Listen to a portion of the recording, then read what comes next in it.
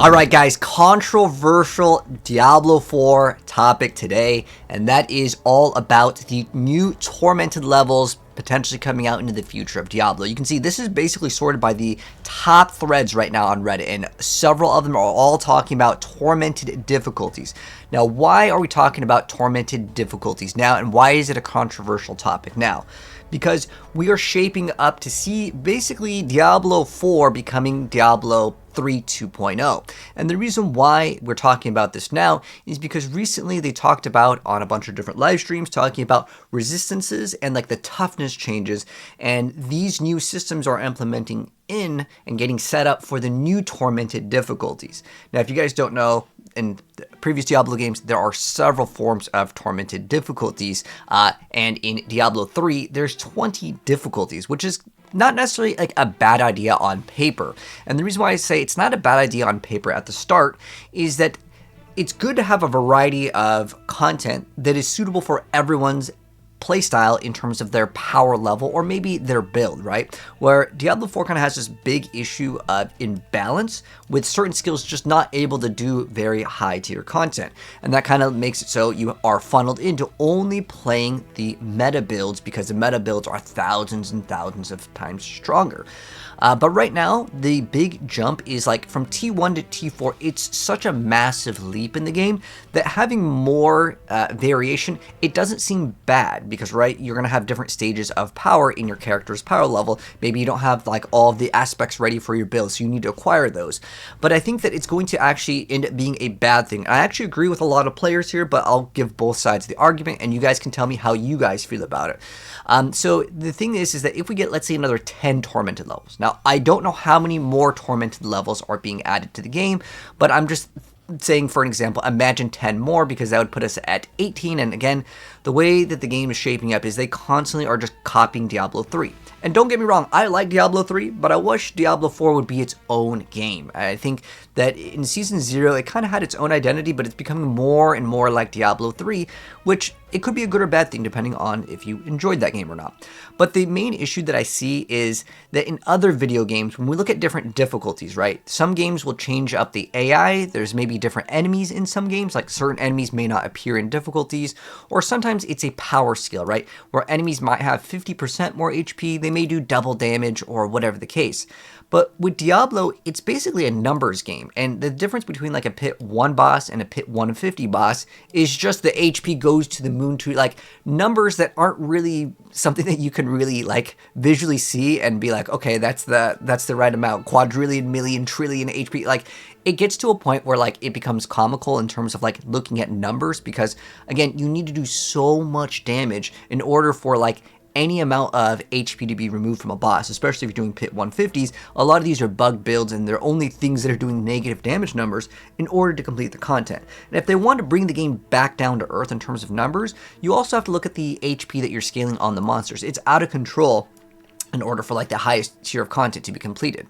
And they did talk about a bloat in terms of content. This is something that they were talking about in a bunch of the live streams recently, talking about just bloat being in the game. They don't want to add too much content because of bloat.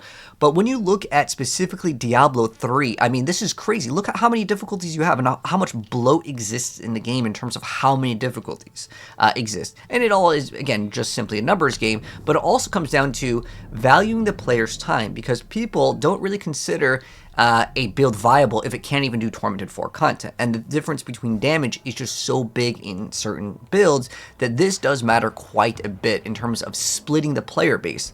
Now, I also wanted to go ahead and bring up this stat. Now, I know this doesn't cover everyone, it just covers specifically the console as far as the completion rate on Xbox for just completing the campaign. Only 31% of players have actually even completed the campaign. So if we look at like how the player base is going to be split if we add, you know, a bunch of other Tormented difficulties.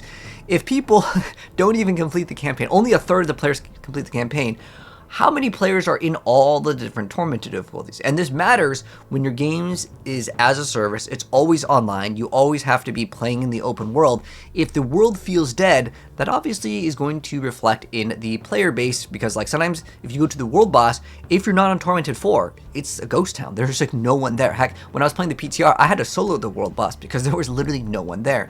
So I think that it's going to split the player base quite a bit if they add more Tormented difficulties, because so many builds will not be able to complete, of course, all forms of content. And this also means that there's less builds, because in order to be efficient, you have to be on the highest Tormented difficulty. And so again, it feels dead, and players sometimes don't want to party up with people. If you can't do the Tormented difficulty, they're like, I don't want to play with you because you're in T1, brother. I can't really play with you because you're just going to be slowing everyone down, right? So that obviously matters quite a bit as well.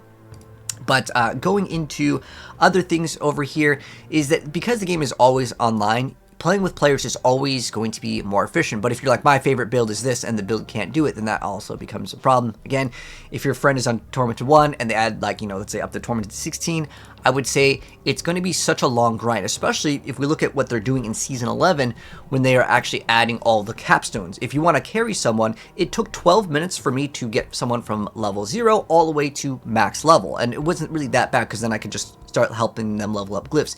In Season 11, this is actually changing quite a bit.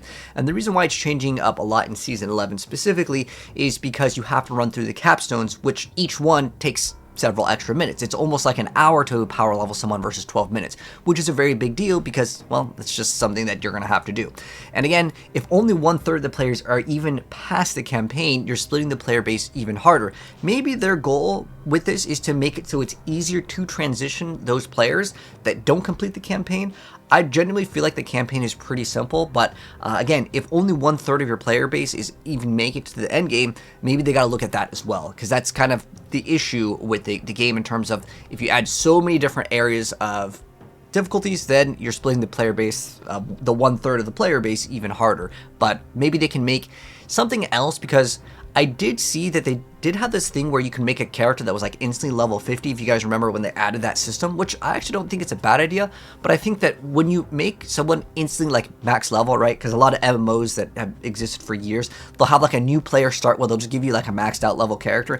The player is kind of confused and they don't know exactly like how the character was built. So I think that that could be another issue on its own. But nonetheless, maybe they could start off you with paragons. I don't know, but what I'm trying to say is that they need more players to get to the end game if they want to split the player base even harder, right?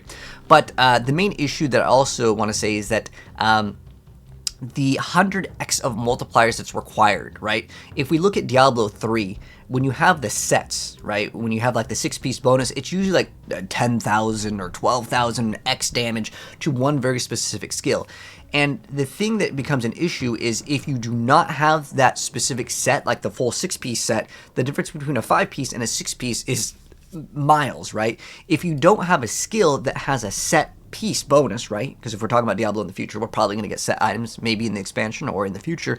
It's just that your skill is basically unplayable. If your set bonus doesn't exist, unless you run like the LON set, some builds can maybe make use of that, but you still need to get, obviously, the LOD or LON set. You have to level those up anyways, like if it's the gem. You can't really play that build. But I think Diablo 3 at least tried to fix that issue with, again, LON and the LOD gem, right? The Legacy of Dreams, I believe is what it's called. You have to level up a gem, and it's basically if you just don't have set items, then you're going to get way more damage. So at least Diablo 3 kind of solved that issue, but unless Diablo 4 also gets some sort of bonus, and they were talking about some sort of things with blues and rares to be like kind of more viable. So I don't know if they're going to make some sort of like maybe one unique item that says if you have no legendaries or no aspects, you get to just have like a 10,000 damage multiplier, which it's a quick band-aid on a fix, but I think the numbers just get too crazy in the game in general. But I also think about this game's future, right? If they make a brand new skill, if they don't have enough aspects or some sort of big multipliers of like hundreds of X damage multipliers, it is just straight up dead on arrival, right? And that is an issue where the game design has to not only make a new skill, but you also have to add all these multipliers in the game as well, which again slows down the progress. Whereas if you just had generic multipliers across the board, it would actually make the game easier, versus harder, because again, the aspects are just so big in the game, with some aspects or some uniques that just give you 100x damage, right? Like if we look at like, let's say like Flurry, there's the Death Mask, it just gives you so much multipliers that if you don't have that, the skill doesn't really function, right?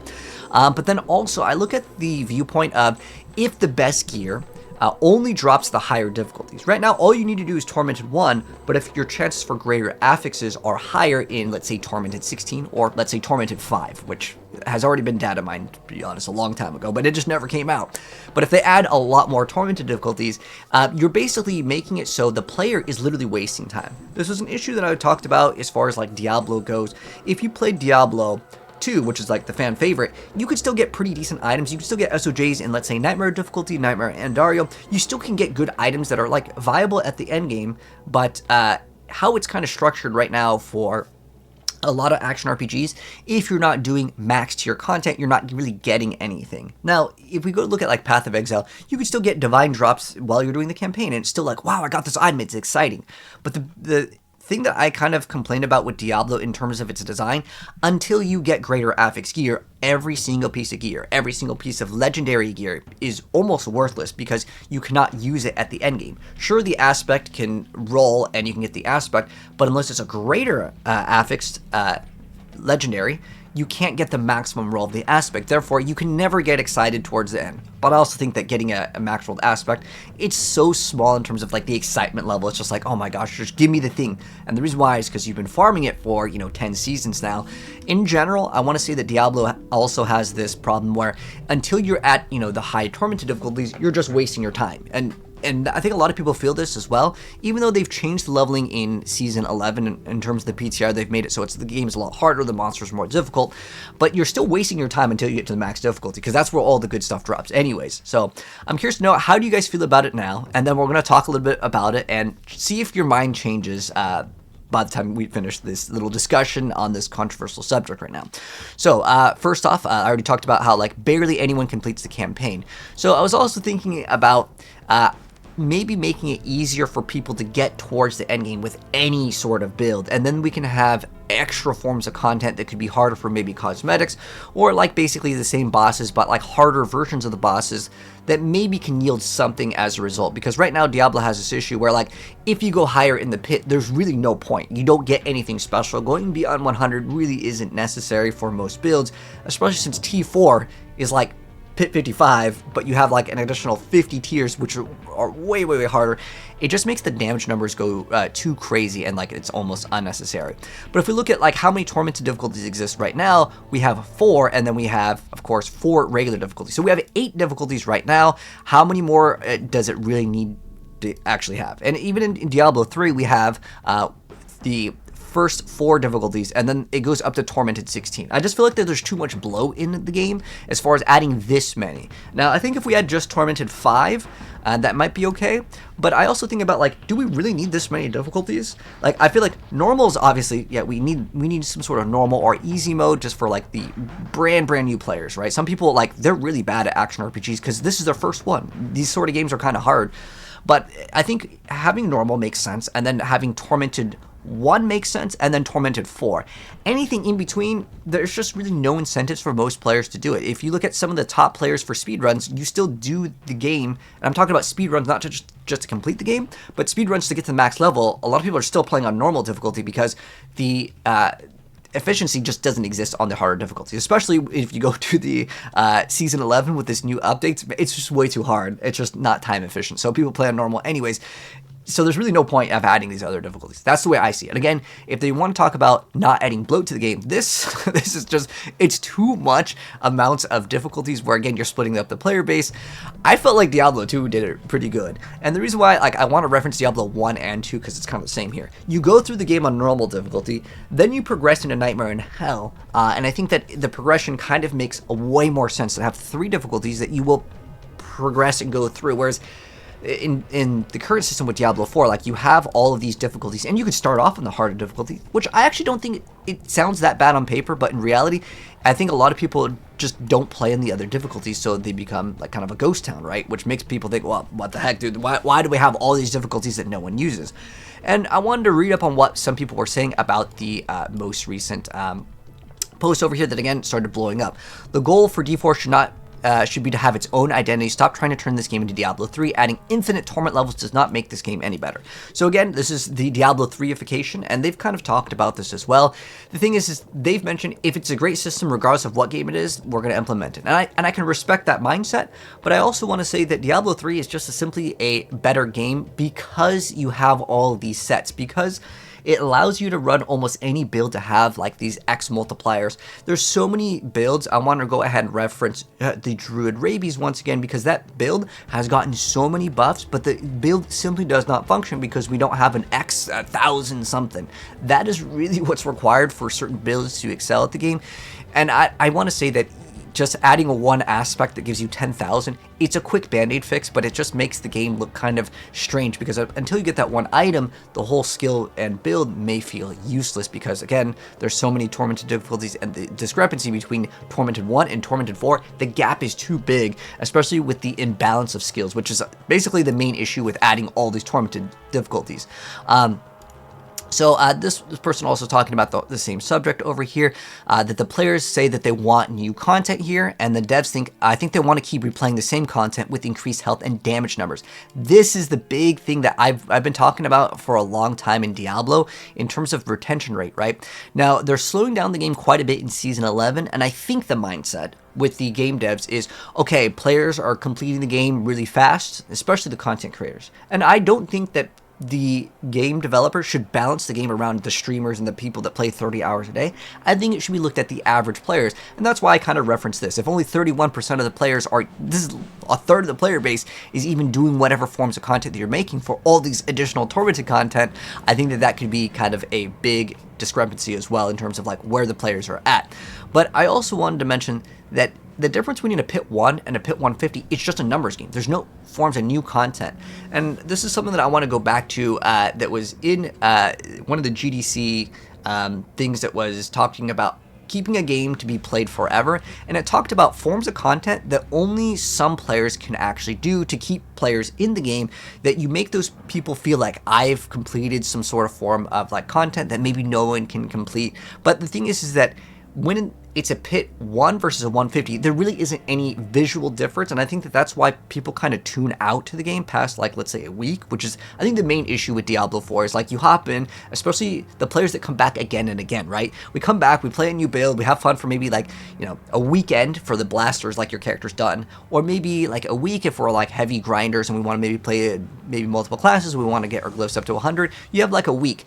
And then it's kind of dry, and I definitely see this as well as a content creator that covers Diablo 4. It's like, if your video isn't within the first couple weeks of the game, like basically the first week is pretty hot, and then after that, it definitely dries up. And I know that there's still a lot of people playing, but a lot of people kind of tune out. Like, your big jump is at the start of a season, which is normal for any game. It's just the retention rate on Path of Exile, I want to reference that, is a lot longer than Diablo, not because, oh, I have 100 pit tiers or 150 pit tiers to grind in. Again, having the pit tier max be 150 is basically unachievable, so people just like stop playing. If it was maybe more achievable, maybe some people would try to shoot for it to get some sort of achievement or something, just to feel mentally, I completed 150 this season, to feel done, right? Whereas now it's like, oh, I just can play infinitely, and you can't do pit 150, so like, what's the point, right? I feel like you kind of hit an area where you just feel like there's nothing to do in the game, and I think that adding another set of Tormented difficulties isn't going to really fix that issue. We need actual new forms of in-game variety.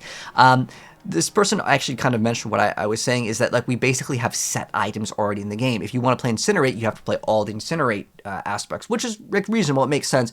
But basically, it's the idea that if you do not have a set build in your build, like as in like if your favorite skill is, let's say, Frozen Orb, and you don't have enough aspects for Frozen Orb to even work properly, again, I'll reference Rabies, the build just simply doesn't work because you have to have all these multipliers. For example, they're talking about like Iron Maelstrom has existed in launch, has never been a top tier skill because it lacks the multipliers. This is like the big culprit and issue, the difference between like a build that can complete Tormented 4 and a build that can do Pit 100. There's too big of a gap. So I think that they need to like look at these numbers and maybe delete all of the aspects in terms of the number multipliers, but just change how it interacts with the skill. And they've actually been talking about kind of reworking the skill tree. Maybe that's something that can kind of fix this. Tierlist, because they are doing something with the skill tree.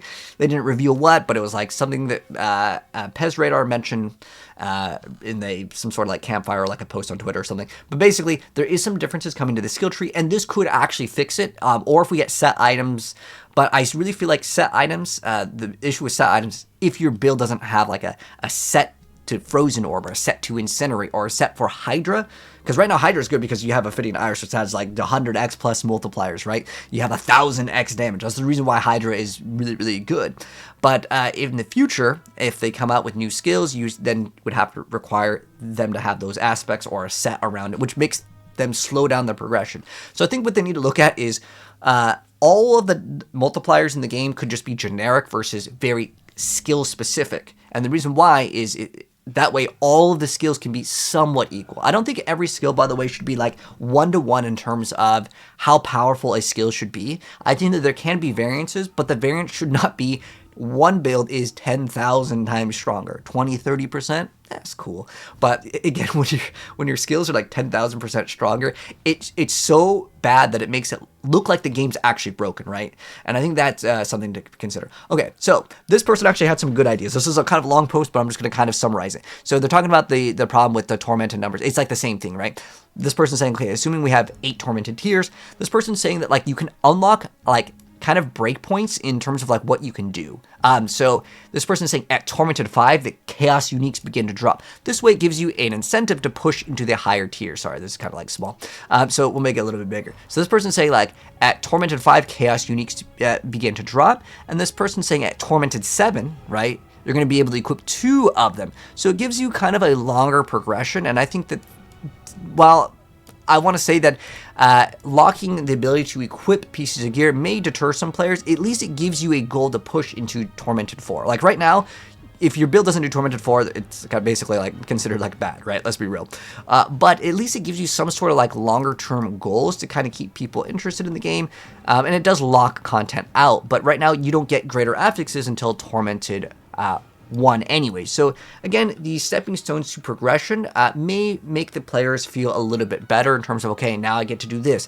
Because again, if you're just in Tormented 1, you could technically get all the stuff that you want because it's all just GA, right? So I think that might not be that bad of an idea. You guys can let me know how you feel about this, but it's just throwing some ideas out there to have a better sense of progression and why these different Tormented tiers exist. Because if it's just a numbers game, it doesn't feel like you are advancing and getting certain breakpoints. But that also technically means that if we do what this guy's saying, that up until Tormented 5, you don't get Chaos Uniques. So if you need a build that runs Chaos Uniques, it's like all the way up until Tormented 5, you're not ever going to get like what you want. So that can also kind of feel bad.